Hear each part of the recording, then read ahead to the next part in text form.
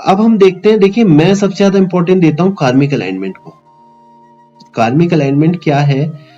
देखिए वैसे तो ज्योतिष में ही कार्मिक अलाइनमेंट को एक तरह से सबसे ज्यादा इंपॉर्टेंट दी जाती है। अब मैं समझाता हूं कि कार्मिक अलाइनमेंट होता क्या है। अब ये समझिए, देखिए ज्योतिष में आपने एक चीज सुनी होगी, देश काल पात्र को सबसे ज्यादा इंपॉर्टेंस दी जाती है। देश काल पात्र मतलब कि किस देश की हम बात कर रहे हैं, कैसा कैसा वो एरिया है। मान लीजिए आप यूएस के किसी बंदे के लिए बात कर रहे हैं और डाइवोर्स की बात कर रहे हैं, तो आप समझेंगे कि वहां पर डाइवोर्स का रेट काफी ज्यादा है, तो बहुत चांसेस ज्यादा है। ठीक है, इंडिया के किसी बंदे की बात कर रहे हैं तो आप 10 बार और सोचेंगे कि डाइवोर्स होगा कि नहीं होगा। ठीक है, काल किस समय की आप बात कर रहे हैं।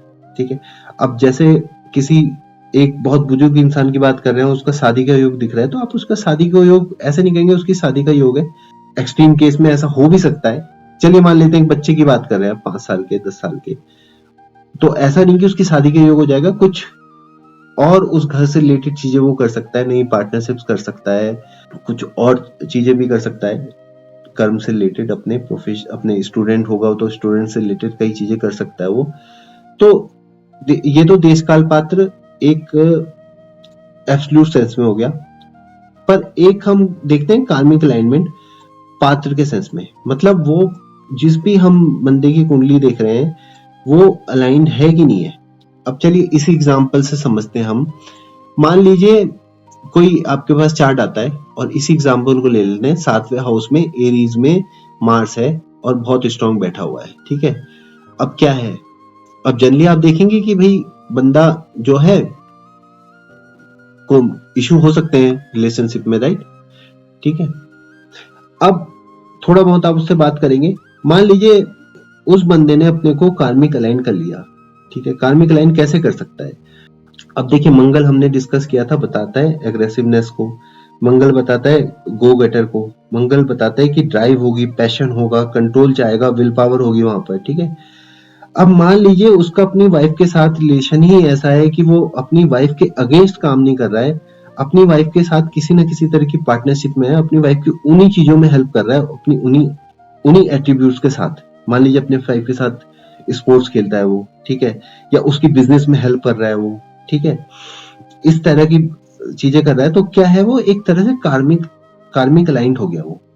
ठीक, तो उस केस में क्योंकि वो एनर्जी उसकी, देखिए बैलेंस कहीं ना कहीं होना पड़ेगा। ठीक है, हम क्या कह रहे हैं अलाइनमेंट, तो उसने अलाइनमेंट कर लिया, मतलब जो एनर्जी उसके अपने पार्टनर के अगेंस्ट लगनी थी वो अब उस अपने पार्टनर के लिए लगा रहा है वो, तो एनर्जी कहीं ना कहीं तो लगनी है। तो बेसिकली उसका हम कह सकते हैं वो कार्मिक अलाइनमेंट उसका हो गया है, वो कार्मिक अलाइंड हो गया है, तो मोस्ट प्रोबेबली उसको मैरिज में इश्यू नहीं आएंगे। उस केस में ये वीक से स्ट्रांग हो जाएगा, क्योंकि जो एनर्जी उसके अपोजिट काम करनी थी वो एनर्जी उसके हक में काम कर रही है, उसके लिए काम करने लगेगी, राइट। अब इसी तरीके से हमने 6th हाउस लिया है, अब यही केस ले लेते हैं, 6th हाउस में किसी का एरीज है। ठीक है, अब आइडियली तो उसको दुश्मनों के खिलाफ लड़ना था, लेकिन वो अपने ही दोस्तों को दुश्मन बनाए बैठा है, उन्हीं के साथ लड़ाई कर रहा है, अपने रिलेटिव्स के साथ लड़ाई कर रहा है, अपनी वाइफ के साथ लड़ाई कर रहा है। ठीक है, तो वही उसके दुश्मन बन गए। तो हालांकि वो उसके लिए पॉजिटिव हो सकता था, लेकिन उन्हीं चीजों को, और ये मैंने बहुत देखा है 6th हाउस वालों के लिए, बहुत स्ट्रॉन्ग 6th हाउस वाले होते हैं, उन्हें लड़ने के लिए कुछ ना कुछ हमेशा चाहिए होता है, राइट। तो वो क्या करते हैं, आइडियली ऐसे लोगों को सेवा करनी चाहिए, लोगों की हेल्प करनी चाहिए, मतलब अपनी एनर्जी, उन्हें भगवान ने एक चीज दी है, एक लड़ने की पावर दी है, तो उन्हें ऐसे लोगों के लिए यूज करनी चाहिए जिन्हें उसकी जरूरत है। मतलब सेवा इसका बहुत अच्छा एक एग्जांपल है।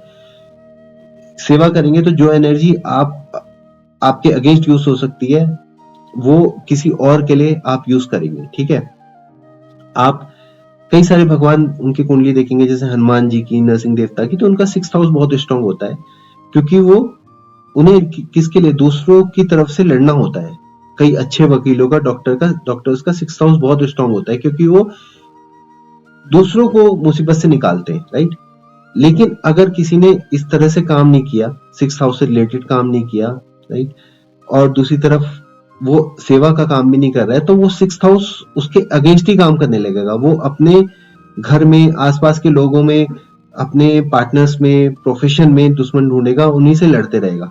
ठीक है, उनसे जेलस हो जाएगा, कंपटीशन उन्हीं को समझने लगेगा। तो इस केस में क्या होगा, हालांकि हम कह रहे हैं कि स्ट्रॉन्ग यहाँ पर मंगल है और बहुत अच्छा ग्रह ये माना जाएगा, लेकिन इस केस में जस्ट उसके अपोजिट काम होने लगेगा। ठीक है, वो जो बहुत अच्छा ग्रह हो सकता था वो उसके अगेंस्ट हो जाएगा।